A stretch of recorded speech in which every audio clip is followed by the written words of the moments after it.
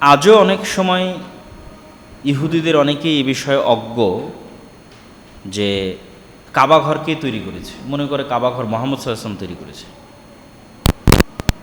হজ কে করেছে? তো হজ মুহাম্মদ সাল্লাল্লাহু আলাইহি ওয়াসাল্লাম করেছে। অথচ কাবা ঘর তৈরি করা এবং হজ মুহাম্মদ সাল্লাল্লাহু আলাইহি ওয়াসাল্লামের সাথে সম্পৃক্তই নয়, সম্পৃক্ত হচ্ছে ইব্রাহিম আলাইহিসসালাতু ওয়াসসালামের সাথে। ফলত ইব্রাহিম আলাইহিসসালাতু ওয়াসসালামের মার্কেটিং যত ভালোভাবে করা যাবে, তত বেশি খ্রিস্টান এবং ইহুদিদেরকে সত্য পথের দিকে নিয়ে আসা যাবে, যে আমরা প্রকৃত ইব্রাহিম আলাইহিসসালাতু ওয়াসসালামের মিল্লাতের অনুসারী এবং তার ইতিহাস ঐতিহ্যের ধারক ও বাহক। এবং এই সেম পয়েন্টটাই বাংলাদেশের মুসলমানদের জন্য পশ্চিমবঙ্গের প্রেক্ষাপটে অনেক বড় একটা আশার আলো। সেটি কি? সেটি হচ্ছে সবসময় বাঙালি মুসলমানদেরকে দীর্ঘ 200 বছরের ইতিহাস হিন্দুত্ববাদী কালচার এবং সংস্কৃতির আধিপত্যে তাদেরকে কন্ট্রোল করার চেষ্টা করা হয়েছে, সাংস্কৃতিক হেজিমনি। এবং হীনম্মন্যতায় ভুগে বাঙালি মুসলমানেরা যে তারা কলকাতার হিন্দুদের মতো হতে পারতেছে না দীর্ঘদিন থেকে, যেটা পশ্চিমবঙ্গের মুসলমানদের থেকে আপনি আরও ভালো পাবেন। এবং অলরেডি পশ্চিমবঙ্গে গরু জবাই থেকে শুরু করে অন্য সব কিছু নিষিদ্ধ করা হয়েছে। তো মুসলমানেরা কালচারালি কি ভারতের হিন্দুদের চাইতে নিম্ন স্তরের বা হীনম্মন্যতায় ভোগার মতো কিছু না। মুসলমানেরা কালচারালি গ্লোবাল কালচারের সাথে কানেক্টেড, এইটা মুসলমানদের বুঝতে হবে। বরং হিন্দুরাই এমন কালচার অনুসরণ করে যেই কালচার পৃথিবীর কেউ অনুসরণ করে না। তাহলে যেমন গরুর গোস্তের বিষয়টাই যদি আসে, তাহলে ইহুদি বলেন খ্রিস্টান বলেন সবাই গরুর গোস্ত খায়, কেননা সবাই মিল্লাতে ইব্রাহিমের অনুসারী। তো মুসলমানেরাও গরুর গোস্ত খায়। তাহলে গরুর গোস্ত খাওয়া না খাওয়াতে হীনম্মন্যতায় ভোগার কথা হিন্দুদের, মুসলমানদের নয়। তারপরে দেখবেন ঢাকারও অসংখ্য হোটেলে লেখা আছে নো বিফ, হীনম্মন্যতার জায়গা থেকে বা এলিট ক্লাসের সাথে মিল রাখতে, যে এলিট কারা, যে গরু খায় না সে এলিট। এই মানদণ্ডটা তৈরি হয়েছে কলকাতা থেকে। ঠিক তেমনি মুসলমানি করা কি শুধু মুসলমানদের কালচার না, ইহুদিদেরও কালচার, খ্রিস্টানদেরও কালচার। তাহলে কালচারালি গ্লোবালি পৃথিবীর সবচেয়ে বড় অংশ মিল্লাতে ইব্রাহিমের অনুসারী, বিকৃত অবিকৃত যতটুকু পারছে। তাহলে হিন্দুদের যে ধর্ম, এই ধর্ম আসলে না আসমানি ধর্ম, না আব্রাহামিক রিলিজিয়ান, না গ্লোবালি আর পৃথিবীর অন্য কারোর সাথে কানেক্টেড, সম্পূর্ণ বিচ্ছিন্ন এবং সম্পূর্ণ ইললজিক্যাল এবং অযৌক্তিক। তাহলে হীনম্মন্যতায় ভোগার কথা তাদের, মুসলমানদের নয়। কেন মুসলমানেরা মিল্লাতে ইব্রাহিমের দাবিদার, যার অনুসারী হওয়ার দাবিদার পৃথিবীর 90% বেশি মানুষ। কে প্রকৃত অনুসারী সেটার প্রশ্ন পড়ে, কিন্তু অন্তত ইব্রাহিমকে সম্মান করে এবং ইব্রাহিমের অনুসারী হওয়ার দাবি করে এইরকম মানুষ তো অন্তত 90% বেশি। এই জন্য তাদের নামের মধ্যেও আপনি দেখবেন যে ধর্মের প্রভাব আছে। যেমন আব্রাহাম লিঙ্কন, আব্রাহাম মানে আসলে ইব্রাহিম, এটা ইব্রাহিম নবীর কথা স্মরণ করেই নাম রাখা আছে আব্রাহাম। ডেভিড মানে দাউদ, ইসহাক আইজাক মানে হচ্ছে ইসহাক, আইজাক নিউটন, ইসহাক। যেমন ইসরায়েলের প্রধানমন্ত্রী বেনিয়ামিন, এটা ইউসুফ আলাইহিস সালামের ছোট ভাই বেনিয়ামিন নেতানিয়াহু। তাহলে তারা কোন ভ্রান্তির উপর আছে সেটা পরবর্তীতে বিশ্লেষণযোগ্য, কিন্তু মিল্লাতে ইব্রাহিমের অনুসারী হওয়ার দাবিদার এবং ইব্রাহিমের পরবর্তী বংশধরদের নবী মনে করে এবং সেই সমস্ত নবীদের সম্মান করে, বিকৃত অবিকৃত যে তথ্য তাদের কাছে আছে সেটির আলোকে।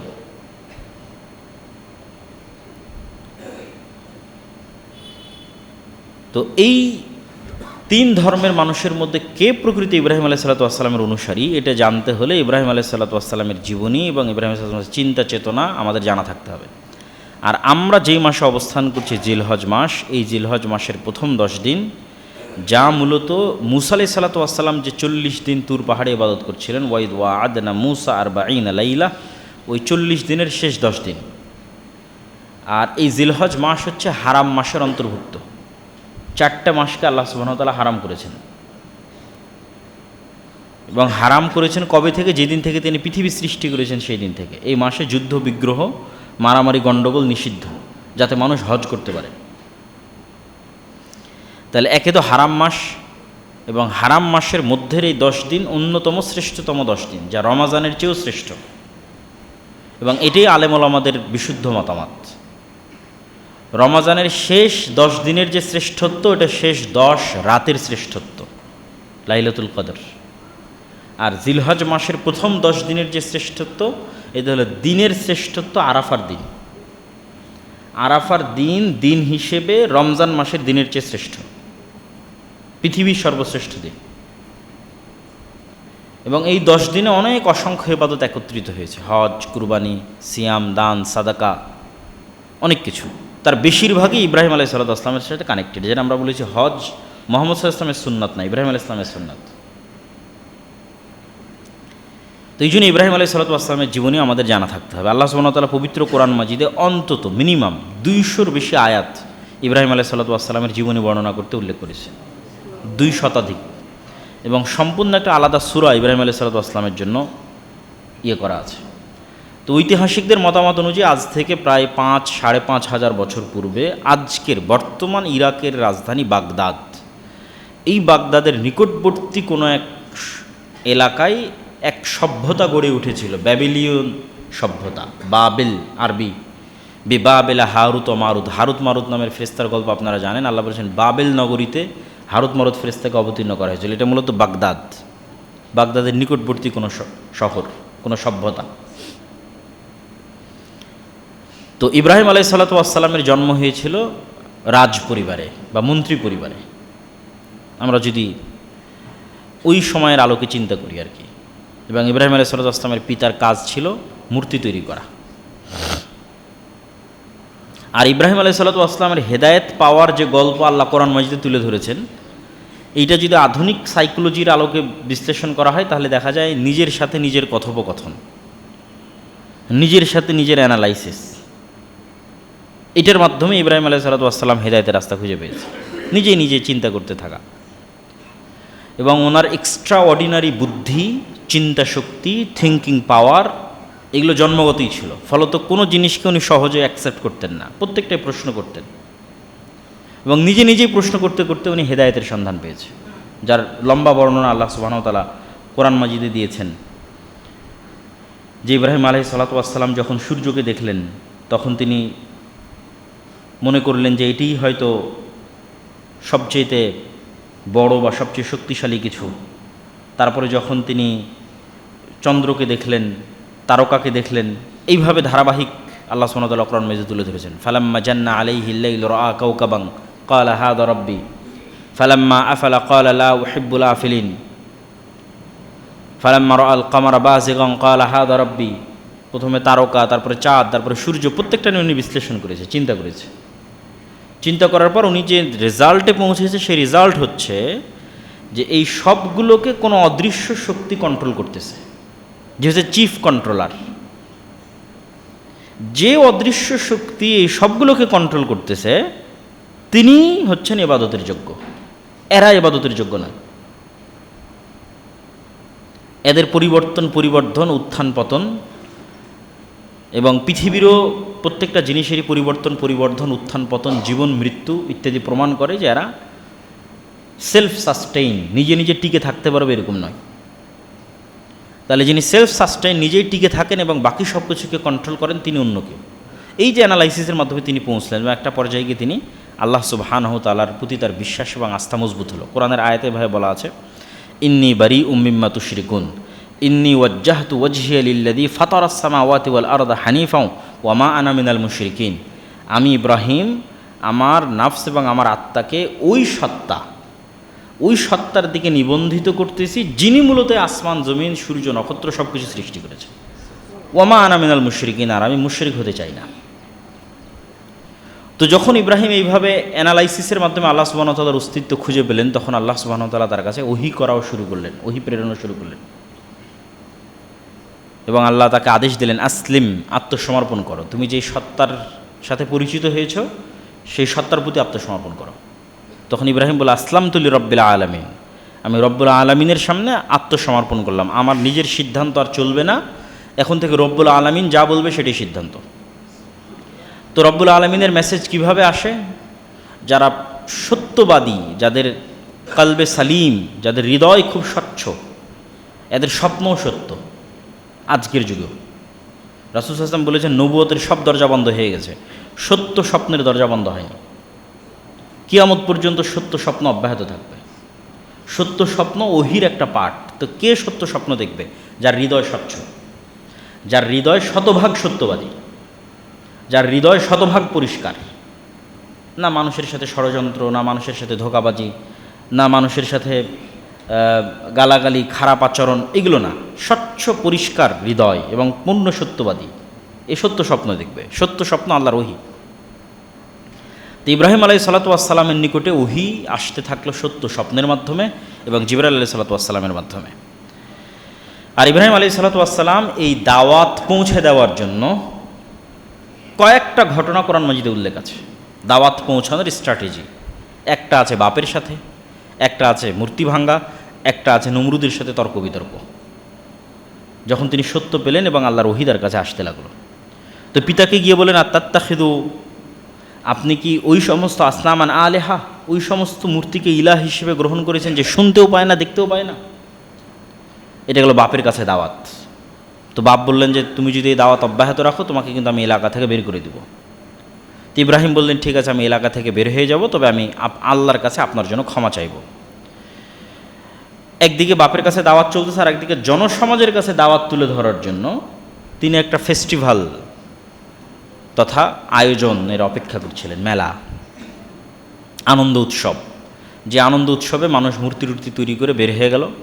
আর ইব্রাহিম আলাইহিসসালাতু ওয়াসসালাম সকল মূর্তি ভেঙে বড় মূর্তির কাঁধে কুড়াল রেখে দিলেন। এবং যখন মানুষজন ফেরত আসলো, তখন তারা পরস্পর আলাপ আলোচনা করতে লাগলো যে কে এই ঘটনা ঘটাতে পারে। তো যেহেতু ইব্রাহিম আলাইহিস সালাম আগে থেকেই মূর্তি পূজার প্রতি অনাস্থা জ্ঞাপন করে রেখেছে, আর উনি অসুস্থতার অজুহাতে মেলায় যাননি, ফলত সবার সন্দেহ হলো সেই হতে পারে। তো ইব্রাহিম আলাইহিস সালাম বললেন যে তোমরা যে বড় আছে, ফাস আল কাবির হুম হাজা, যে বড় আছে একে জিজ্ঞেস করো, ইনকান ও ইয়ান্তিকুন, যদি কথা বলতে পারে। তো এটাই মূলত দেওয়ার ছিল শিক্ষা। তো তারা বললো যে এই তো কথা বলতে পারে না। তখন উনি পয়েন্ট ধরলেন, যেহেতু ওই সময়ে মানুষ তাওহীদের সাথে পরিচিতই ছিল না, এই জন্য এইরকম ছোট্ট ছোট্ট ঘটনাতে ওনাকে মানুষকে হেদায়েতের দিকে নিয়ে আসতে হয়েছে। তখন পয়েন্ট ধরলেন যে কথা বলতে পারে না, তার কিভাবে তোমরা ইবাদত করো। এই হলো শিক্ষা। কিন্তু যখন মানুষ অন্ধ থাকে, তখন আসলে মানুষ সত্য গ্রহণ করতে পারে না। তাকে যখন রাজদরবারে পেশ করা হলো, এবার রাজদরবারে বাদশার সাথে তর্ক বিতর্ক যে তুমি কোন রবের ইবাদত করো। তো আমি রব্বুল আলমিনের ইবাদত করি, যিনি ইহয়ি ওয়া ইউমীত, ইব্রাহিম আলাইহিস সালাম বলছেন, যিনি জীবন দেন এবং মৃত্যু দেন। তো এটা আবার কোন বড় কথা হলো? জীবন আর মৃত্যু তো আমিও দিতে পারি। নিরপরাধ মানুষকে হত্যা করলো আর ফাঁসির দণ্ডপ্রাপ্ত মানুষকে মুক্তি দিয়ে দিল, বলে এই দেখো জীবিত মানুষকে মৃত দিলাম, আর এই মৃত যার ফাঁসি হতো একে মুক্ত করে দিলাম। তখন ইব্রাহিম আলাইহিস সালাম আর এইটার কোনো যুক্তি না দিয়ে উনি বললেন, ঠিক আছে, তুমি যেহেতু জীবিতকে মৃত করতে পারো, মৃতকে জীবিত করতে পারো, তাহলে আর একটা কাজ করে দেখাও যেটা আমার রব করেন। সেটা হচ্ছে উনি প্রতিদিন সূর্যকে একদিক থেকে উঠান এবং আর একদিকে ডুবান, পূর্ব দিকে উঠে পশ্চিম দিকে ডুবে। তো যেহেতু তুমি রব, তাহলে তুমি আজকে করো সূর্যকে অন্য দিক থেকে উঠাও। ফাবুহিতাল্লাযী কাফার, এবং এটা এমন একটা চ্যালেঞ্জ, যেই চ্যালেঞ্জ আজ পর্যন্ত অব্যাহত, যে কেউই বিজ্ঞান বলেন, সায়েন্স বলেন, টেকনোলজি বলেন, সর্বোচ্চ স্তরেও যদি পৌঁছে যায়, হ্যাক করতে পারবে কিনা আসমানি নিজামকে। যেমন আমাদের সাইবার সিকিউরিটির মধ্যে আমার মোবাইলকে হ্যাক করে আরেকজন নিয়ে চলে যাবে, আমার সব তথ্য পাচার হয়ে যাবে, আমার মোবাইল আরেক জায়গায় বসে চালাবে, ঠিক আছে। রোবটের কন্ট্রোল বলেন, এআইয়ের কন্ট্রোল বলেন, সব কিছু হ্যাক করা যায়। তো তোমরা আসমানি নিজামকে হ্যাক করো। তোমাদের সায়েন্স এবং টেকনোলজি যত সর্বোচ্চ স্তরে পৌঁছে, এই চ্যালেঞ্জ এখনও অব্যাহত, যে আসমানের যে নিজাম, এই নিজামকে তোমরা হ্যাক করো। এক করে সূর্য এবং চন্দ্র যেভাবে চলতেছে এদের চলার পথকে চেঞ্জ করে দাও, যদি সম্ভব হয়। যদি না পারো তাহলে এই চলাকে যিনি নিয়ন্ত্রণ করতেছে তাকেই মেনে নিতে হবে। এগুলোই হচ্ছে ইব্রাহিম আলাইহিস সালামের দাওয়াতের স্ট্র্যাটেজি এবং থিওরি। যখন পিতার সাথে শত্রুতা, জনগণের সাথে শত্রুতা, বাদশার সাথে শত্রুতা, একটার পর আরেকটা ঘটতে থেকেছে। উনি সত্য পেয়েছে, প্রথমে পিতাকে দাওয়াত দিয়েছে, জনগণকে দাওয়াত দিয়েছে, ওখান থেকে বাদশার কাছে গেছে। সবাই যখন শত্রু হয়ে গেছে তখন ওনার আর বাঁচার কোনো রাস্তা নাই। তখন সেই ঐতিহাসিক ঘটনা যেটা সবাই জানি আমরা, যে বাদশাহ বলল অনসুরু আলিহাতাকুম, এ তোমাদের ইলাহের শত্রু, তোমাদের রবের শত্রু, একে ধ্বংস করতে হবে, আগুন জ্বালাও। এবং আগুন প্রজ্বলিত করে ইব্রাহিম আলাইহিস সালামকে সেখানে নিক্ষেপ করা হলো। আল্লাহ বললেন কুলনা ইয়া নারু কুনি বারদাম ওয়া সালামান আলা ইব্রাহিম। আল্লাহ আগুনকে বললেন তুমি আজকে ইব্রাহিমের জন্য ঠান্ডা শীতল হয়ে যাও। এবং ইব্রাহিম আলাইহিস সালাম যখন আগুন শেষ হয়ে যাওয়ার পর বের হয়ে আসতেছেন তখন অক্ষত, এবং অক্ষত অবস্থায় যখন বের হয়ে আসতেছেন তখন বাদশাহ বুঝলো যে তাকে যেহেতু হত্যা করা সম্ভব হচ্ছে না, সেহেতু তাকে দেশ ছাড়া করাই সবচেয়ে সহজ উপায়। আর আল্লাহর পক্ষ থেকেও ইব্রাহিম আলাইহিস সালাম হয়তো হিজরতের জন্য অনুমতি প্রাপ্ত ছিলেন। সকল নবী এবং দায়ীর জীবনে হিজরত একটা পার্ট। তো ইব্রাহিম আলাইহিস সালাম হিজরত করলেন ইরাক থেকে ফিলিস্তিন, শাম, সিরিয়া। আজকের ফিলিস্তিন এবং আজকের সিরিয়া এক নামেই পরিচিত, সেই নামটা হচ্ছে শাম। শামে হিজরত করলেন, ফিলিস্তিনে হিজরত করলেন। এই জন্য মুহাম্মদ সাল্লাল্লাহু আলাইহি ওয়াসাল্লাম বলেছেন কিয়ামতের পূর্ব মুহূর্তে হক থাকবে কোথায়? যেখানে আমার পিতা ইব্রাহিম হিজরত করে গেছিলেন। এক জায়গায় মুহাম্মদ সাল্লাল্লাহু আলাইহি ওয়াসাল্লাম হিজরত করে গেছে, সেটা হচ্ছে মদিনায়, ওখানে কিয়ামত পর্যন্ত হক থাকবে। আর এক জায়গায় মুহাম্মদ সাল্লাল্লাহু আলাইহি ওয়াসাল্লামের পিতা ইব্রাহিম আলাইহিস সালাম হিজরত করেছেন শাম, ওখানে কিয়ামত পর্যন্ত হক থাকবে এবং হকের অনুসারীরা থাকবে, আজও আছে। তো ইব্রাহিম আলাইহিস সালাম যখন শামে গেলেন, কখন কোথায় কিভাবে বিবাহ হলো তার বিস্তারিত বর্ণনা কোরআন এবং হাদিসের মধ্যে পাওয়া যায় না। সরাসরি স্ত্রীর সাথে ঘটনা শুরু। তো বিবাহ যখন বাপের সাথে ছিলেন তখনও হয়ে থাকতে পারে, যখন ফিলিস্তিনে আসছেন তখনও হতে পারে। সারা আলাইহা সালাতু ওয়াসসালাম হচ্ছেন ইব্রাহিম আলাইহিস সালাতু ওয়াসসালামের প্রথম স্ত্রী। আর মিশর আর এই ফিলিস্তিনের কানেকশন হচ্ছে ঐতিহাসিক, 5000 বছরেরও পুরাতন কানেকশন।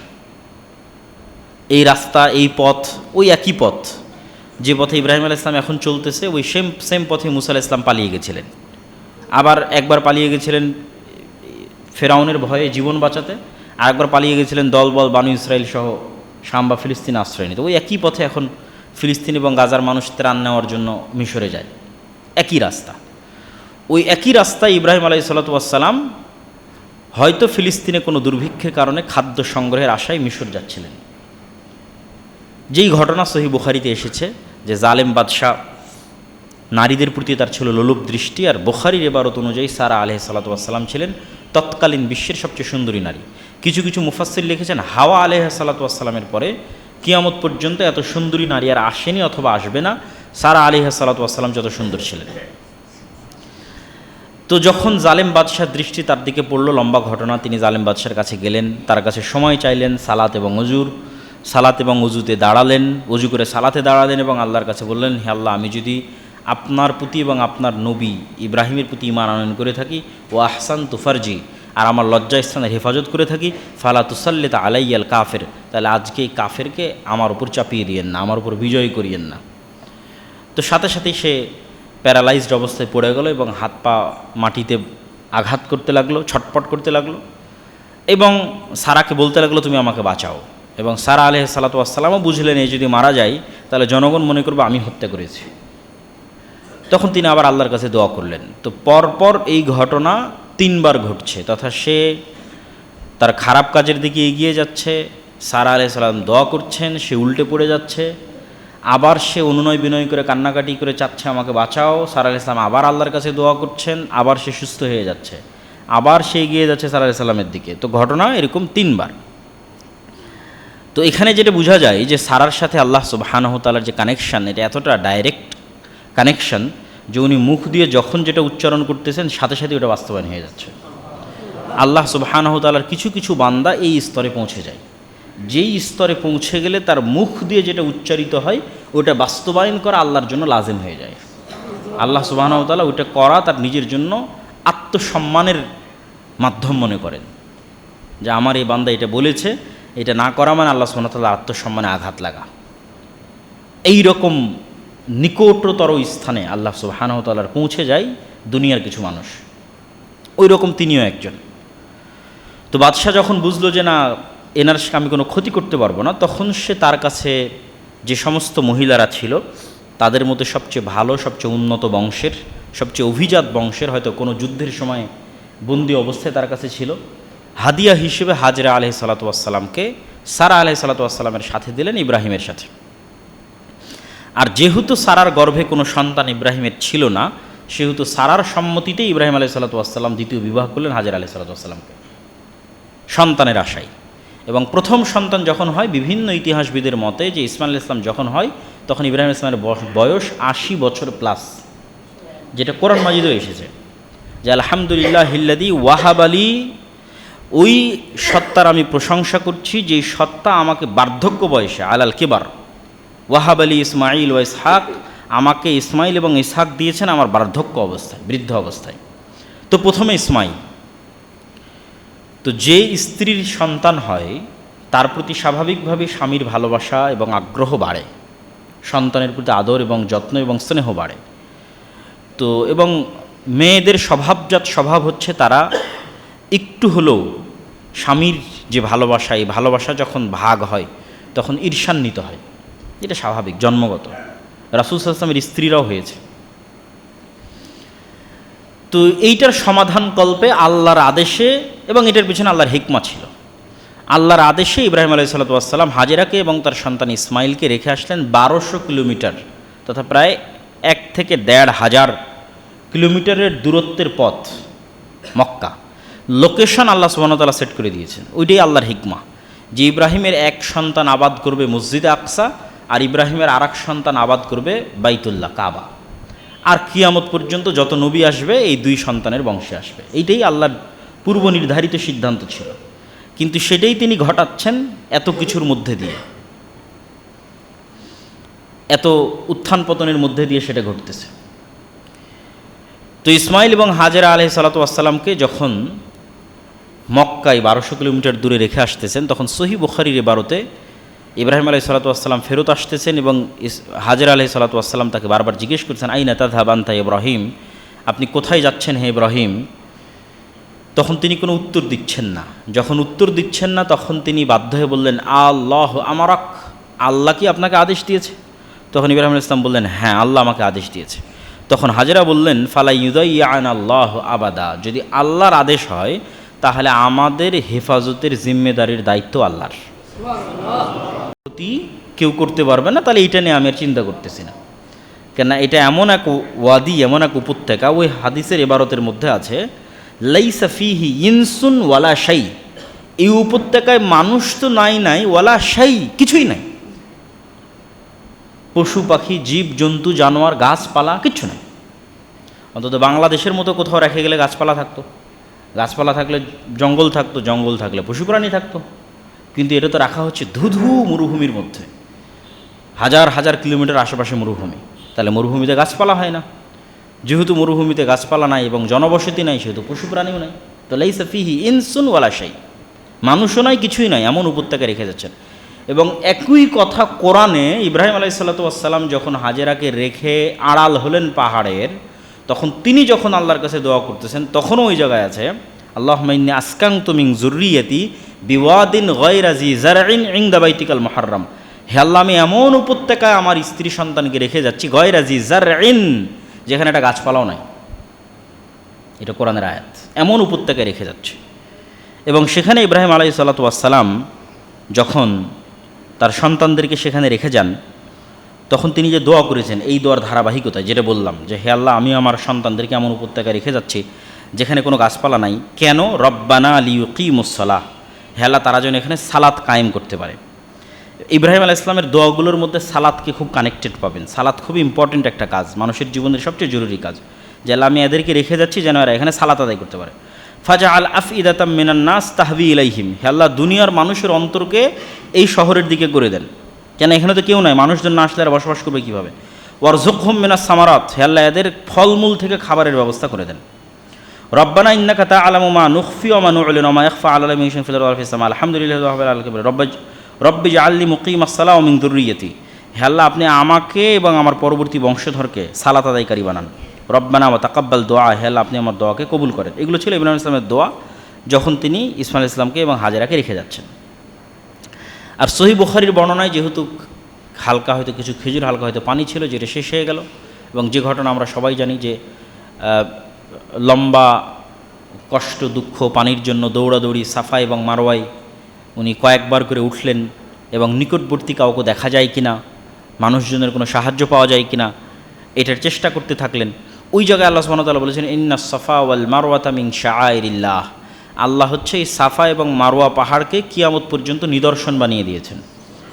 তাহলে একজন সাধারণ মহিলা নির্জন মরুভূমিতে একটা স্বাভাবিক কাজ করতেছে, ইবাদতের উদ্দেশ্যে করতেছে না, কিন্তু তার সন্তানের পানি অনুসন্ধানের জন্য স্বাভাবিক একটা কাজ করতেছে। সেটা হচ্ছে আমি থাকলেও করতাম, আপনি থাকলেও করতেন, সেটা হচ্ছে দৌড়াদৌড়ি।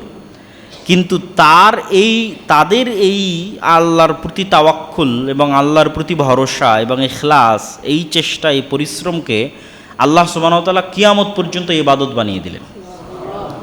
যেখানে পৃথিবীর সর্বশ্রেষ্ঠ মানুষ মুহাম্মদ সাল্লাল্লাহু আলাইহি ওয়াসাল্লাম পর্যন্ত ইবাদত হিসেবে সাফা মারওয়ায় দৌড়িয়েছেন, এবং হজের সময় লাখ লাখ মানুষ দৌড়াবে, এবং গত হাজার হাজার বছর থেকে মানুষ দৌড়াচ্ছে।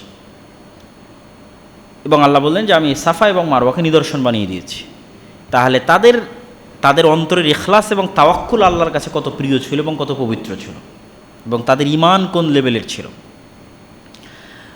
তো মানুষ মনে করে যে ইসমাঈল আলাইহিস সালাতু ওয়াস সালামের পায়ের আওয়াজে, যদিও হাদিসের বর্ণনায় জিবরাইল আলাইহিস সালাতু ওয়াস সালামের পা অথবা পাখা এটির আঘাতের শব্দ পাওয়া গেল এবং মাটির নিচ থেকে পানি বের হতে লাগলো, এবং এটাও এখন পর্যন্ত মুজিজা হিসেবে অক্ষত এবং অবিকৃত আছে। যে কোনো জায়গার, আমাদের বাংলাদেশের মতো এত বৃষ্টিস্নাত, এত নদীমাতৃক দেশেরও পানির স্তর নিচে নেমে যায়। আপনি রাজশাহীর উত্তর অঞ্চলের অনেক উপজেলায় এখন পানি পাবেন না, কয়েকশো মিটার নিচ পর্যন্ত ডিপ মেশিন পোতার পরও পানি পাবেন না। তো সেখানে যুগ যুগ ধরে একটা মরুভূমিতে, যেখানে বৃষ্টি তেমন হয় না, আশেপাশে কোনো নদী নালা নাই, সেখানে পানি উঠতে গেছে, এবং একসাথেও অসংখ্য মোটর লাগিয়ে এই কূপ চেক করা হয়েছে যার পানি শেষ হয় কিনা। তো রাসূল সাল্লাল্লাহু আলাইহি ওয়াসাল্লাম বলেছেন মা ও জমজম লিমা শরিবালাহ, যে উদ্দেশ্যে জমজমের পানি পান করা হবে সেটা পূরণ হবে। আর জমজমের পানি মানুষের ক্ষুধার নিবারণ আর অসুখের আরোগ্য, অসুখের ওষুধ, ক্ষুধার খাবার। কেন ওদের তো আর কোনো খাবারের ব্যবস্থা হয়নি, ইব্রাহিম, ইসমাইল আর হাজেরার শুধু জমজমের পানির ব্যবস্থা হয়েছে। তো এটা দিয়েই তো ওরা অন্তত 1 মাস 2 মাস 6 মাস, আরও মানুষজন যতদিন আসেনি ততদিন তো এটা দিয়ে বার করেছে। তো আরও মানুষজন আসার যে বর্ণনা সহিহ বুখারীতে এসেছে যে যেখানে পানি থাকে ওখানে পাখি আকাশে ওড়ে। তো কোনো এক বেদুইন দল যারা ইয়ামান থেকে আসছিল, তারা পানির সন্ধানে আকাশে উড়ন্ত পাখি দেখে সেখানে যায়। তো দেখে শুধু একজন মহিলা আর তার কোলের বাচ্চা, কোলের শিশু। তো ওই ইয়ামানের যে বেদুইন দল, তারা এই রকম অলৌকিক এবং আশ্চর্যজনক ঘটনা দেখে ওই মহিলার কাছে অনুমতি চায় যে আমরা এখানে বসবাস করতে পারি কিনা। তো তখন তাদেরকে বসবাসের অনুমতি দেন সহিহ বুখারীর বর্ণনা অনুযায়ী, এবং ওই গোত্রের মেয়ের সাথে ইসমাঈল আলাইহিস সালাতু ওয়াস সালামের বিয়ে হয়। এখান থেকে এবার বসতি শুরু মক্কার। আর ইব্রাহিম আলাইহিস সালাতু ওয়াস সালাম ফিলিস্তিন থেকে, শাম থেকে এই মক্কায় যাতায়াত করেছেন অন্তত 4 থেকে 5 বার। একবার তো প্রথমবার গেলেন, এই যেবার স্ত্রী সন্তানকে রেখে আসলেন। দ্বিতীয়বার গেলেন কুরবানির ঘটনা, যেটা আমরা পড়ব। তৃতীয়বার গেলেন এক স্ত্রীকে তালাক দিতে বলে আসলেন। চতুর্থবার গেলেন ওই স্ত্রীকে রেখে আসতে বলে আসলেন।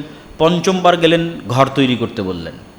তো অন্তত এর মধ্যে আরও অনেকবার যেতে পারেন, অন্তত বিশুদ্ধ বর্ণনা অনুযায়ী অ্যাটলিস্ট মিনিমাম 5 বার ইব্রাহিম আলাইহিস সালাতু ওয়াস সালাম এই 1200 কিলোমিটারের পথ পাড়ি দিয়েছেন মসজিদে আকসা টু কাবাঘর, ইসহাক টু ইসমাইল, যেখানে ইসহাক আছে আর যেখানে ইসমাইল আছে, যেখানে সারা আছে, যেখানে হাজেরা আছে। এবং ওই লম্বা ঘটনার মধ্যে আছে যেখানে ইসমাইল আলাইহিস সালাতু ওয়াস সালামের স্ত্রীকে তালাক দিতে বলছেন, ওখানে তিনি জিজ্ঞেস করছেন কাইফা হাইআতুকুম, কেমন আছো তোমরা? তখন স্ত্রী উত্তরে বলেছে নাহনু ফি শিদ্দা, আমরা খুব কষ্টের মধ্যে আছি, খাবার নাই, পানি নাই। এই উত্তর ইব্রাহিম আলাইহিস সালামের পছন্দ হয়নি। তো বললেন বাড়ির মালিক বাড়িতে আসলে বলবে দরজার কপাট চৌকাট যেন পরিবর্তন করে দেয়। তো ইসমাইল আলাইহিসসালাম ইব্রাহিম আলাইহিস সালাম কোথাও গেলে যে সুগন্ধি ছড়িয়ে থাকতো, ওই সুগন্ধি থেকে উনি বুঝতে পেরেছেন যে কেউ এসেছে বাড়িতে। তো কে এই ঘটনা কি বলেছে? ওহো, উনি তো আমার পিতা, তোমাকে চলে যেতে বলেছেন। এবার দ্বিতীয়, এখানে কিন্তু পিতা পুত্রের সাক্ষাৎ হয়নি। দ্বিতীয় আরেকবার যখন ইব্রাহিম আলাইহিস সালাম আসলেন, দেখে না আবার একই প্রশ্ন করলেন যে কাইফা হাইয়াতুকুম, কেমন আছো তোমরা?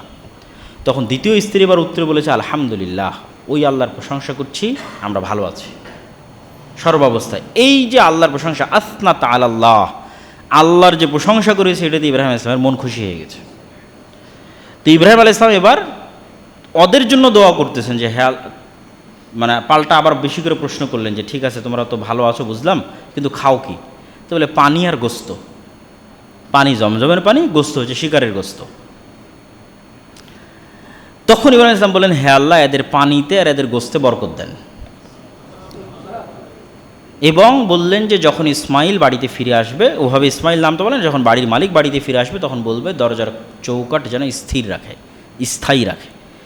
এবার শেষবার যখন পঞ্চমবার ইব্রাহিম আলাইহিস সালাম আসতেছেন, ওয়াইদ ইয়ারফাউ ইব্রাহিমুল কওয়াইদা মিনাল বাইতি ওয়া ইসমাইল রব্বানা তাকাব্বাল মিন্না, যেটা সূরার শুরুতে, বক্তব্যের শুরুতে পাঠ করেছে যে আয়াতগুলো, যে এবার ইব্রাহিম আলাইহিস সালাম এসে বললেন যে আল্লাহ সুবহানাহু ওয়া তাআলার একটা ঘর এখানে ছিল, ইন্না আউওয়ালা বাইতুন উযিআ লিন-নাস বিবাক্কা, ফেরেশতাদের মাধ্যমে আল্লাহ তৈরি করেছিলেন। আদম আলাইহিস সালাতু ওয়াস সালাম এখানে ইবাদত করতেন, নূহ আলাইহিস সালাতু ওয়াস সালামের বন্যায় সেই ঘর ধ্বংস হয়ে গেছে। ওই এক্সাক্ট সেম লোকেশনে, সেম মাপকাঠিতে, সেম মানদণ্ডে ঘর তৈরি করতে হবে, আল্লাহর আদেশ। তখন ইসমাইল এবং ইব্রাহিম আলাইহিস সালাতু ওয়াস সালাম মিলে ওই ঘর তৈরি করলেন এবং আল্লাহ সুবহানাহু ওয়া তাআলা হাজরে আসওয়াদকে লিফট হিসেবে ব্যবহার করার অলৌকিক ক্ষমতা দিলেন, উঁচুতে উঠা এবং নিচে নামার, পাথরের উপর পাথর বসানোর জন্য। যে হাজরে আসওয়াদ এখনও সেখানে আছে, যে মাকাম ইব্রাহিম, হাজরে আসওয়াদ বলছি, মাকাম ইব্রাহিম এখনও সেখানে আছে, যে পাথরকে ইব্রাহিম আলাইহিস সালাম লিফট হিসেবে উঁচুতে উঠা এবং নিচে নামার জন্য ব্যবহার করেছে। তারপরে আল্লাহ তাকে আদেশ দিলেন যে এখানে তুমি মানুষের হজের ঘোষণা দাও। তো কেউই তো নাই, কিসের হজের ঘোষণা? মানুষই তো নাই। তো আল্লাহ সুবহানাহু ওয়া তাআলা এই হজের ঘোষণা সারা পৃথিবীর মানুষের কাছে পৌঁছে দেওয়ার দায়িত্ব নিজে নিলেন, আর ইব্রাহিমকে বললেন তুমি দাও, এই নির্জন মানুষের মধ্যে হজের ঘোষণা দাও, হজের আহ্বান দাও। আর তোমাদের দুইজনের দায়িত্ব হচ্ছে, ইব্রাহিম আর ইসমাইলের দায়িত্ব হচ্ছে ওয়াং তাহির বাইতি লিত-তাইফিনা ওয়াল আকিফিনা ওয়ার রুকআই সুজুদ, যে এই ঘর যারা ভিজিট করতে আসবে তাদের জন্য এই ঘরকে পরিষ্কার রাখা, এই ঘরের সম্মান করা তোমাদের দায়িত্ব। তো এই যে ইব্রাহিম আলাইহিস সালামের পর থেকে নিয়ে অন্য ঘটনাগুলো যদি দেখেন তাহলে বুঝবেন যে এই লম্বা সময়টা কতদিনের, তথা ইব্রাহিম টু মোহাম্মদ এই লম্বা সময়টা কতদিনের, এটা কি দেখে বুঝবেন? ওই যে আর এক ছেলে ইসাক আলাইহিস সালাম, প্রায় 100 বছর বয়সে আল্লাহ আর এক ছেলে দিলেন, আর ওই ছেলেকে দিলেন একটা পরীক্ষার পর, পরীক্ষার পুরস্কার হিসেবে। সেই পরীক্ষাটা কি? তোমার অন্তরে যেই সন্তানের প্রতি ভালোবাসা তৈরি হয়েছে, এত মাত্রাতিরিক্ত ভালোবাসা, এইটার কুরবানি চাই। ভালোবাসা শুধু হবে আল্লাহর জন্য, যেটা আল্লাহ সুবহানাহু ওয়া তাআলা কোরআন মাজিদে বলেছেন যে হে দুনিয়ার মানুষ, তোমাদের জন্য ফিতনা হচ্ছে তোমাদের সন্তান, তোমাদের টাকা পয়সা, তোমাদের ধন দৌলত। ফিতনা মানে কি? আপনি যখনই ওইটার ভালোবাসা একটু বেশি পড়ে যাবেন, তখন আপনি আর আল্লাহর জন্য সর্বোচ্চ স্যাক্রিফাইসটা করতে পারবেন না। ধরেন আল্লাহ এখন আপনার জীবন চাচ্ছে, আল্লাহর রাস্তায় জিহাদ, তো আপনার ভালোবাসা যদি স্ত্রীর প্রতি বেশি থাকে আল্লাহর চাইতে, সন্তানের প্রতি বেশি থাকে আল্লাহর চাইতে, আপনি জীবন দিতে পারবেন? পারবেন না। তাহলে তো এটা ফিতনা। তো ইব্রাহিম আলাইহিস সালামের জন্য এটা ফিতনা।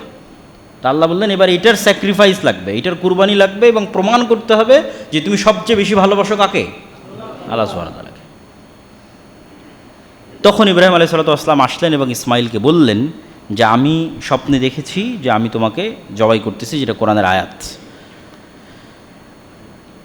যেই কোরআনের আয়াতে আল্লাহ সুবহানাহু ওয়া তাআলা এই আদেশ দিয়েছেন, এবং সেই আদেশের অনুসরণে ইসমাইল আলাইহিস সালামের যেটা বাক্য, সেটা হচ্ছে ইয়া আবাতি ফাআল মা তু'মার সাতাজিদুনি ইনশাআল্লাহ মিনাস সাবিরিন।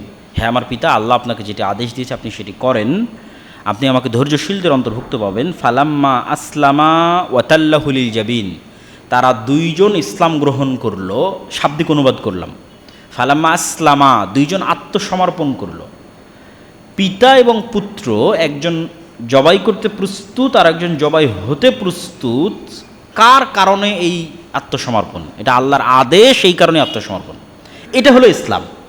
মানে মানুষ যখন এই জায়গায় পৌঁছতে পারে যে আল্লাহর আদেশ মানতে এই রকমের স্যাক্রিফাইস করতে পারে যে নিজে নিহত হওয়ার জন্য প্রস্তুত অথবা হত্যা করার জন্য প্রস্তুত, তাহলে এবার হলো সে ইসলাম গ্রহণ করেছে। ফালাম্মা আসলামা, উভয়ই আল্লাহর আদেশের সামনে আত্মসমর্পণ করলো। ওয়াতাল্লাহুলিল জাবিন, এবং কাঁধকে এগিয়ে দিল জবাই হওয়ার জন্য।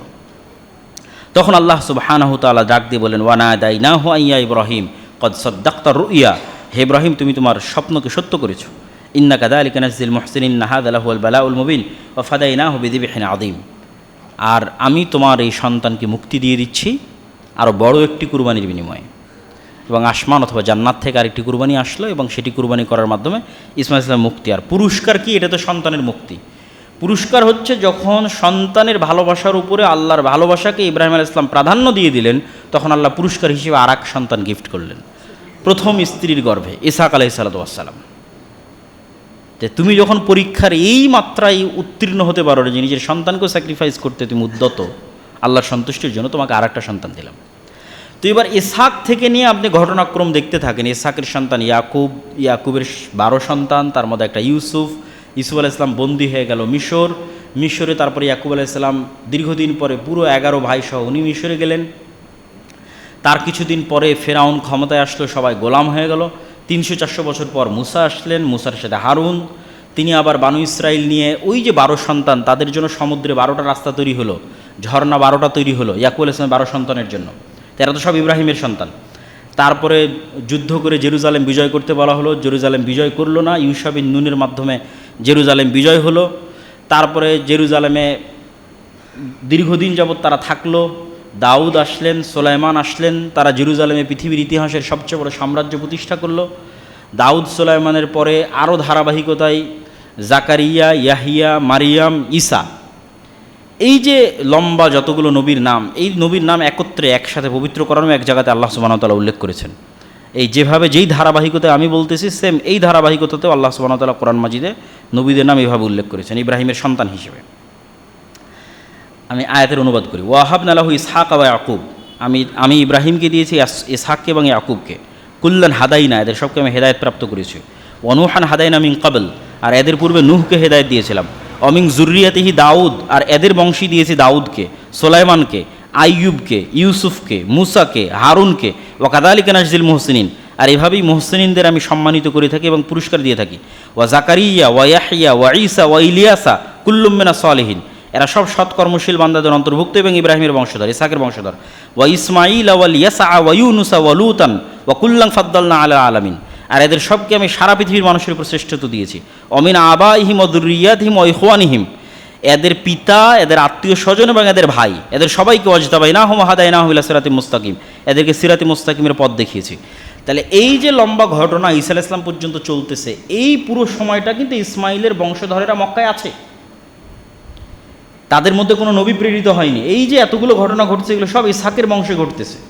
কিন্তু এই পুরো সময়টাতেও ইসমাইলের বংশধরেরা কোথায় আছে? মক্কায় আছে। এবং ওই কাবাঘর আছে, সেই কাবাঘরে হজও হয়, ওই জমজমের পানি আছে যেখান থেকে তারা উঠায় এবং সম্মান করে। এবং মুহাম্মদ সাল্লাল্লাহু আলাইহি ওয়াসাল্লামের যখন জন্ম হচ্ছে, তখন আব্দুল মুত্তালিব এবং আবু তালেব, এদেরও সবচেয়ে বড় জিম্মেদারি কি? কাবাঘরকে রক্ষা করা, মানুষজন হজে আসলে তাদেরকে পানি পান করানো, জমজমের দেখাশোনা করা, এটাই কাজ। তাহলে মুহাম্মদ সাল্লাল্লাহু আলাইহি ওয়াসাল্লাম যখন বড় হচ্ছে, উনি সবচেয়ে বড় সম্মানের জায়গা ওনার কাছে কাবা, সবচেয়ে পবিত্রতার জায়গা হচ্ছে কাবা। কেন? ওনার বংশধর সবাই এটার দায়িত্বশীল, যেটা সূরা ফিলের মধ্যে দেখেছেন, আলাম তারা কাইফা ফাআলা রাব্বুকা বিআসহাবিল ফিল, যেটা মুহাম্মদ সাল্লাল্লাহু আলাইহি ওয়াসাল্লামের জন্মের বছর, যে আব্রাহার বাহিনী ইয়ামান থেকে আসলো এই কাবাকে ধ্বংস করতে। তখন আব্দুল মুত্তালিব কাবাকে রেখে দিয়ে পাহাড়ের দিকে চলে গেলেন। তো লোকজন বলল যে কাবা দেখার দায়িত্ব তোমার, তুমি নিশ্চিন্তে পাহাড়ে চলে যাচ্ছ। তো বলে এই কাবা দেখার দায়িত্ব আমার নয়, এই দেখার দায়িত্ব যার তিনি আছেন, তিনি উপরে আছেন, এটা তার দেখার দায়িত্ব, আমার দেখার দায়িত্ব না। আমি আমার গরু, ছাগল, ভেড়া, মহিষ, উট এগুলো নিয়ে আমি আশ্রয়ে চলে গেলাম, আব্রাহা যা ইচ্ছা করুক। তো তাহলে এই ঘটনাগুলো কখন ঘটতেছে? যখন মুহাম্মদ সাল্লাল্লাহু আলাইহি ওয়াসাল্লামের জন্ম হবে তখন। তাহলে মুহাম্মদ সাল্লাল্লাহু আলাইহি ওয়াসাল্লাম জন্ম হওয়ার পর সবচেয়েতে ওনার পবিত্র এবং প্রিয় জায়গা হচ্ছে কাবা। তারপরেও ওনাকে আদেশ দেওয়া হলো যে তুমি সালাত আদায় করো মসজিদে আকসার দিকে। এটাই ছিল সবচেয়ে কঠিন, এটাই কানেকশন আব্রাহামিক দুই রিলিজিয়ানের দুই ভাইয়ের মধ্যে, ইসহাকের বংশধর এবং ইসমাইলের বংশধরের মধ্যে কানেকশন, যে তুমি আছো মক্কায়, আছো কাবায়, কিন্তু কাবায় থেকে সালাত আদায় করো মসজিদে আকসামুখী হয়ে। কেন? ওখানে আমার আরও অনেক ঐতিহ্য এবং স্মৃতি আছে। পুরো বানী ইসরায়েলের সকল নবী ওই কেন্দ্রিক প্রেরিত হয়েছে। মারিয়াম আলাইহিস সালামের ঘটনা, জাকারিয়ার ঘটনা, ঈসা ইসলামের ঘটনা সব জেরুজালেমে, আর এরা সবই ইব্রাহিমের সন্তান, তুমিও ইব্রাহিমের সন্তান। দ্বিতীয়বার কখন এই কানেকশন তৈরি হলো? সুবহানাল্লাযী আসরা বিআবদিহি লাইলাম মিনাল মাসজিদিল হারাম ইলাল মাসজিদিল আকসা, নিয়ে যাবে আসমানে মেরাজের সফরে, কিন্তু কাবা থেকে ডাইরেক্ট আসমানে নিয়ে যাওয়া হচ্ছে না, কাবা থেকে নিয়ে যাওয়া হচ্ছে মসজিদে আকসায়। কানেকশন, ইব্রাহিম আলাইহিস সালামের দুই সন্তানের ঐতিহ্যের ধারক এবং বাহক হবে উম্মতে মুহাম্মাদি, এবং এটাই ফাইনাল এবং লাস্ট, শেষ ধর্ম। এবং এই দুইটা যাদের হাতে থাকবে তারাই পৃথিবীর শাসক। মসজিদ আকসা এবং কাবা যাদের হাতে থাকবে, শাম এবং মক্কার যারা মালিক হবে, এরাই আব্রাহামিক রিলিজিয়ানের ঐতিহ্যগত, রক্তগত, বংশগত, আকিদাগত উত্তরসূরি। রক্তগত উত্তরসূরি মোহাম্মদ সাল্লাল্লাহু আলাইহি ওয়াসাল্লাম, উনি তো ব্লাডলি কানেক্টেড। এই জন্য ইহুদিদের হিংসা হওয়ার কারণটা কোথায়? ইহুদিরা বলে যে we are chosen by the God, আমরা হচ্ছে আল্লাহ কর্তৃক বাছাইকৃত, কেন আমরা সন অফ ইব্রাহিম, ইব্রাহিমের সন্তান। তো মোহাম্মদ সাল্লাল্লাহু আলাইহি ওয়াসাল্লাম দাঁড়িয়ে বলতে পারবে আরে আমিও তো ইব্রাহিমের সন্তান, তাহলে বংশগতভাবে তার সাথে ফাইট দিতে পারতেছে, এবং আকিদাগতভাবেও, বিশ্বাসগতভাবেও। যদিও ইহুদিরা কিছুটা হলেও তাওহীদের দৃষ্টিকোণে, ইহুদিরা কিছুটা হলেও ইব্রাহিম আলাইহিসসালাতু ওয়াসসালামের যে তাওহীদের বিশ্বাস, সেটার কিছুটা হলেও অনুসারী মোর দ্যান খ্রিস্টিয়ানদের চাইতে। কেন? খ্রিস্টিয়ানরা স্কাল্পচার তৈরি করে, মূর্তি তৈরি করে এবং তার পূজা করে। ঈসা আলাইহিস সালামের মূর্তি তৈরি করে, মারিয়ামের মূর্তি তৈরি করে, ইহুদিরা মূর্তি তৈরি করে না। তাহলে ইহুদিদের সমস্যাটা কোথায়? ইহুদিদের সমস্যা হচ্ছে এটা ইবলিসের সমস্যা। খ্রিস্টানরা ইবলিসের সমস্যা আক্রান্ত নয়, খ্রিস্টানরা আক্রান্ত জানে না, সত্য জানে না, জানলেই গ্রহণ করবে। আর ইহুদিরা আক্রান্ত ইবলিসের সমস্যায়, ইবলিসের চাইতে কে বেশি জানে যে আল্লাহর আদেশ মানতে হবে? কেউ জানে না। কিন্তু ইগো প্রবলেমের কারণে ইবলিস আল্লাহর আদেশকে অস্বীকার করেছে, অহংকার, হিংসা। তাহলে এই যে ইহুদিদের সুপারিয়রিটি থিওরি, এরা সব জানে যে এই পৃথিবীতে আর যদি সেকেন্ড কেউ থাকে এই পৃথিবী শাসন করার ক্ষমতা রাখে, এটা উম্মতে মুহাম্মাদি। ইব্রাহিমের যদি আর প্রকৃত কেউ উত্তরসূরি থেকে থাকে, সেটা হচ্ছে মুহাম্মদ সাল্লাল্লাহু আলাইহি ওয়াসাল্লামের যারা পরবর্তী বংশধর, আলে ইসমাইল, বানু ইসমাইল তারা। কিন্তু এই সত্য তাদের পক্ষে অ্যাকসেপ্ট করা সম্ভব নয়। এই অহংকার এবং এই ইগো প্রবলেমের কারণে তাদেরকে পথভ্রষ্ট বলা হয়নি, অভিশপ্ত। যেভাবে ইবলিস অভিশপ্ত, সেভাবে তারা অভিশপ্ত। তো ইব্রাহিম আলাইহিসসালাতু ওয়াসসালামের যেই হিস্ট্রি এবং যেই ঘটনা, এই পুরো ঘটনার সামারি থেকে আমাদের জন্য শিক্ষা কী? আল্লামা ইকবাল তার এক কবিতার মধ্যে বলেছেন, ये दौर अपने बराहिम की तलाश में है, सनम कदा है जहाँ ला इलाहा इल्लल्लाह। আল্লামা ইকবাল লিখেছেন যে আজকের মুসলমানদের মুক্তির একটাই রাস্তা, সেটা হচ্ছে মুসলমানদের মধ্যে একজন ইব্রাহিমের দরকার। কেননা সারা পৃথিবী মূর্তি পূজায় ব্যস্ত হয়ে গেছে, মুসলমানেরাও মূর্তি পূজায় ব্যস্ত হয়ে গেছে। তো এই মূর্তি মানে সরাসরি মূর্তি নয়, এই মূর্তি মানে উনি সব ধরনের মূর্তিকে বুঝিয়েছেন। টাকাও মূর্তি, ধন দৌলতও মূর্তি, ছেলে মেয়ে স্ত্রী পুত্রও মূর্তি, জাতীয়তাবাদ, ন্যাশনালিজম, তারপরে হচ্ছে আপনার ধর্মনিরপেক্ষ মতবাদ, সেকুলারিজম, যা ভালো লাগবে তাই করব, লিবারালিজম, এগুলো সব মূর্তি। তাহলে মুসলমানদের মুক্তির রাস্তা হচ্ছে একজন ইব্রাহিম লাগবে মুসলমানদের মধ্যে। এ দৌর আপনি বারাহিম কি তালাশ মে হ্যাঁ, একজন যদি ইব্রাহিম মুসলমানদের মধ্যে বের হয়ে যায়, তাহলে মুসলমানদের মুক্তির রাস্তা তারা পেয়ে যাবে। যার ইমান হবে ইব্রাহিমের ইমানের মতো, যার তাওহীদের স্তর হবে ইব্রাহিমের তাওহীদের স্তরের মতো, ইব্রাহিমের তাওহীদের স্তরকে ছুঁইতে পারবে, ইব্রাহিমের তাওহীদের মাত্রাকে টাচ করতে পারবে, ওই ইমান লাগবে। আর পুরো আদর্শ ইব্রাহিম আলাইহিসসালাতু ওয়াসসালামের ফ্যামিলির মধ্যে আল্লাহ সেট করে রেখেছে। আপনি সন্তান হওয়ার আদর্শ নেবেন, সেটাও ইব্রাহিমের ফ্যামিলিতে আছে। স্ত্রীর আদর্শ নেবেন, সেটাও ইব্রাহিমের ফ্যামিলিতে আছে। পিতার আদর্শ নেবেন, সেটাও ইব্রাহিমের ফ্যামিলিতে আছে। সন্তান হলে কি করতে হবে তারও আদর্শ আছে, স্ত্রী হলে কেমন হতে হবে তারও আদর্শ আছে, পিতা হলে কেমন হতে হবে তারও আদর্শ আছে। আল্লাহর অনুসারী, মুত্তাকি, তাকওয়াবান, তাওহীদ, আত্মসমর্পণকারী হলে কেমন লেভেলের ঈমান হতে হবে তারও উদাহরণ ইব্রাহিম আলাইহিসসালাতু ওয়াসসালামের জীবনীর মধ্যে আছে। আর কেউ যদি ওই মাত্রাকে টাচ করতে পারে, তাহলে আল্লাহ তাদেরকে কিভাবে হেফাজত করে, কিভাবে সাহায্য করে, তাদের কাজকে আল্লাহ কিভাবে কবুল করতে পারে, তার উদাহরণও ইব্রাহিম আলাইহিসসালাতু ওয়াসসালামের জীবনীর মধ্যে আছে। যেটা সাফা, মারওয়া, জমজম, কাবা, এগুলো সবগুলো নিদর্শন থেকে আমরা দেখতে পাই এবং বুঝতে পারি। কিন্তু দুঃখজনক হলেও সত্য যে আমরা যখন ওই ইখলাসের জ্বলন্ত নিদর্শন কাবায় যাচ্ছি, তখনও আমাদের মোবাইল, সেলফি, ভিডিও এটাই থাকতেছে প্রবণতা। মূল শিক্ষাটা আমরা হারিয়ে ফেলতেছি।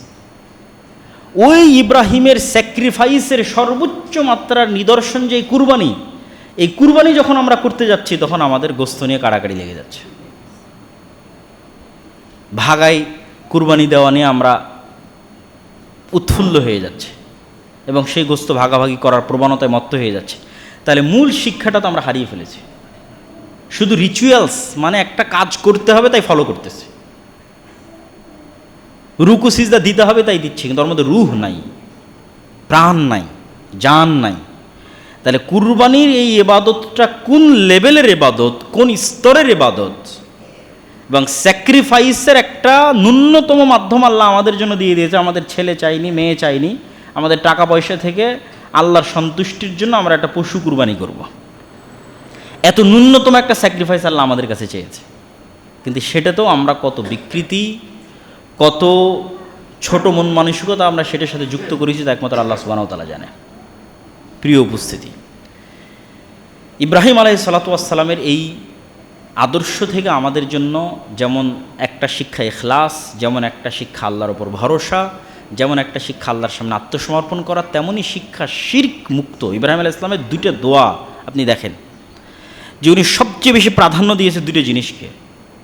মানুষ কি চায় আল্লাহর কাছে, ইব্রাহিমের মতো নবীর আল্লাহর কাছে কি চাওয়া থাকতে পারে? দুটো জিনিস চেয়েছে, যে হে আল্লাহ রব্বি জাআলনি মুকিমাস সালাহ ওয়া মিন যুররিয়াতি, আমি আর আমার পরবর্তী বংশধর যেন সালাত আদায়কারী হয়।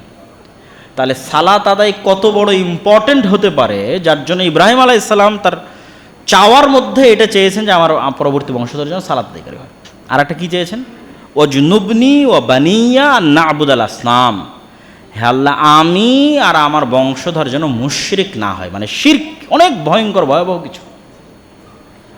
আজকে পশ্চিমবঙ্গের মানুষদেরকে তাদের স্কুলে বন্দে মাতারাম বলতে বাধ্য করা হবে, তথা আপনার সন্তান স্কুলে ভর্তি হলো মানে হয় শিরক। তাহলে এই যে তাওহীদের উপর টিকে থাকার এই প্রবণতা, এই যে স্বাধীনতার এই চেতনা, স্বাধীনতা মানে কি? তাওহীদের উপর অটুট থাকাই হচ্ছে স্বাধীনতা। যেখানে আপনি তাওহীদের উপর অটুট থাকতে পারবেন আপনি স্বাধীন আছেন, অটুট থাকতে পারছেন না আপনি স্বাধীন নাই। এই জন্য ইব্রাহিমের চেতনা দরকার মুসলমানদের। তাহলে শিরক থেকে মুক্ত থাকা এবং সালাত আদায় করা, এই দুটেই ইব্রাহিম আলাইহিস সালাতু ওয়াস সালামের জীবনের সবচেয়ে বড় শিক্ষা, এবং এই দুটো শিক্ষা আমাদের জীবনে বাস্তবায়ন করতে হবে। ঈসা আলাইহিস সালাতু ওয়াস সালামও যখন মায়ের কোল থেকে প্রথম কথা বলেছেন, তখনও তার প্রথম দুটো বাক্য ছিল কি? ইন্নী আব্দুল্লাহ আতানিয়াল কিতাব ওয়া জাআলানি নাবিয়্যা ওয়া জাআলানি মুবারাকান আইনামা কুনতু ওয়া আওসানি বিস-সালাতি ওয়াজ যাকাতি মা দুমতু হাইয়্যা। একদম ছোট্ট বাচ্চা বলছে, আমি নবী, আল্লাহ আমাকে নবী করে পাঠিয়েছে, আর আল্লাহ আমাকে আদেশ দিয়েছে আমি যেন সালাত আদায় করি এবং যাকাত দেই। এই দুটাই আদেশ।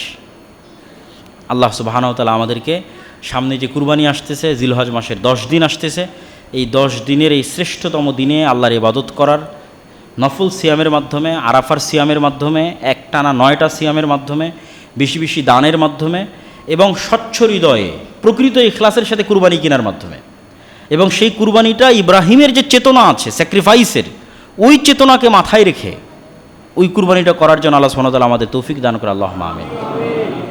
যে এই পশুটা যেভাবে আমরা কুরবানি করতেছি, কোনো দিন যদি প্রয়োজন হয় তাহলে আমরা নিজেরাও এরকম আল্লাহ রাস্তায় কুরবানি হয়ে যেতে পারি। এই প্রস্তুতি থাকতে হবে মনের ভিতরে আল্লাহ সুবহানাহু ওয়া তাআলার সন্তুষ্টির জন্য। এটাই তো শিক্ষা ইব্রাহিমের জীবনী থেকে।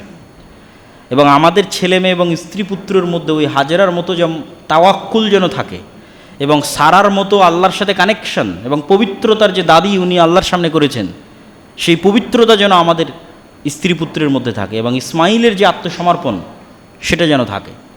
আল্লাহ সুবহানাহু ওয়া তাআলা আমাদের এই বিষয়গুলো থেকে শিক্ষা গ্রহণ করার তৌফিক দান করুক। আল্লাহুম্মা আমিন।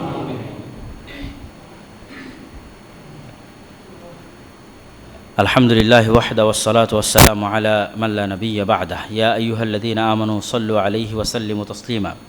আল্লাহুম্মা সাল্লি আলা মুহাম্মাদ ওয়া আলা আলি মুহাম্মাদ কামা সাল্লাইতা আলা ইব্রাহিম ওয়া আলা আলি ইব্রাহিম ইন্নাকা হামিদুম মাজিদ। আল্লাহুম্মা বারিক আলা মুহাম্মাদ ওয়া আলা আলি মুহাম্মাদ কামা বারাকতা আলা ইব্রাহিম ওয়া আলা আলি ইব্রাহিম ইন্নাকা হামিদুম মাজিদ।